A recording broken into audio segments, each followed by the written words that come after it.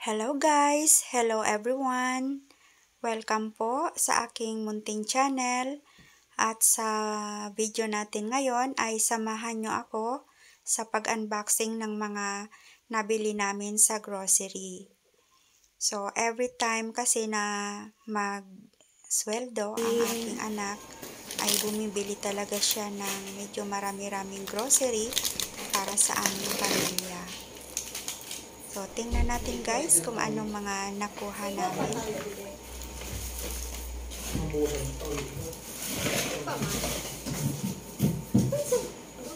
Don't you worry, it's for too much. Yeah.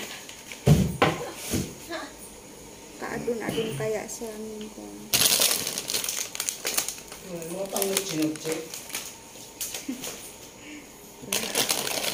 Wow, milk. Dapat pang chinut kayo.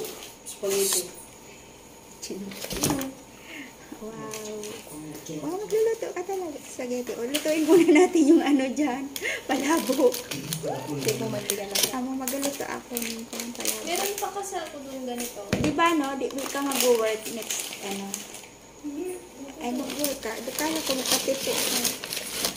Ito pa yung sarap mo. Pati po ako, yung lalog-lalog lang. Pati po ako, yung isa buwas. Yes. Pang, i-prepare. Ay, magpa-pang pala ng recipe. Ay, lang po. Cream of mushroom. Yan, masarap yan sa bawo. Tapos, Yan. pang din yung ulam.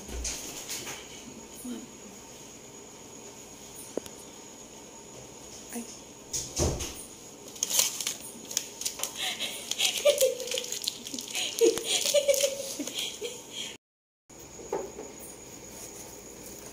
Kanan, baby girl. Dami mong pinamili. Ito, What is that? sesame oil. Oh, wow. Sesame. I got good deal because yung isa na mas parang 400 ml something. Parang nasa 280 something. Tapos ito basta mas mura to, pero nung kinumpute ko yung total ng ml niya, combined ml niya, 414. So, yeah. Nice deal. Good deal. Wow, I love cheese. Yeah. Madali yung gaya maubos. Paano? Di madali pag tinugutan mo si Iron mag-cut na cheese. May ko. Pagka sabi mo mabanga na. Grabe. Diba di mo yun? Ay, oo nga. Hindi ko sana to i-mute. Wow. Ayun, na ano. Palm oil. Itong mga ganito dito. Wow, tsaka. Bukas na natin yun ayusin. Thank you, baby girl. Kaya ako bumili ng coffee. Alam mo ba kanina, hapon, kinuturugan ako. So, may announcement daw sa to na, Great Revelation. 2 times na ako na naginip nito.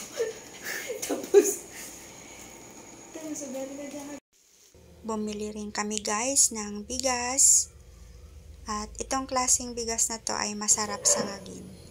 So, ibababa ko muna guys yung mga dating stock sa cabinet bago ilagay yung mga bagong bili. So, lilinisan ko muna yan bago maglagay ng mga panibagong stock.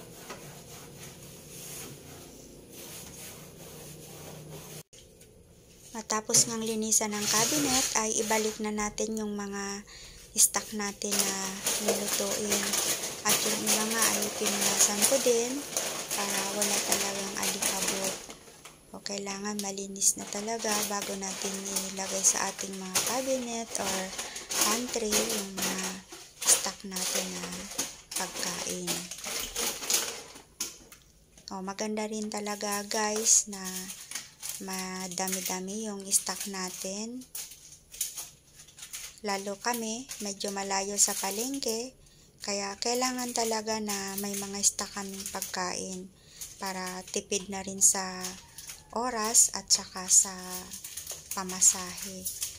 Medyo mahal din kasi yung pamasahe dito sa amin. Kaya kailangan pagka namalingke ay yung maramihan na talaga. So yung iba naman na binili namin ay ilalagay ko na lang dito sa rack. Ayan, yung mga madalas na gamitin, dito ko na lang sa rack ilalagay.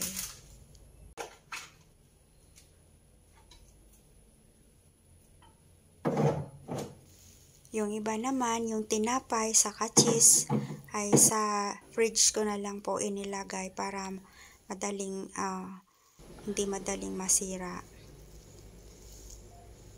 So, dito naman sa cabinet ay konti lang ang nilalagay ko kasi luma na to guys na cabinet namin. Kaya konti na lang. Yung iba talaga ay sa rack na lang ilagay.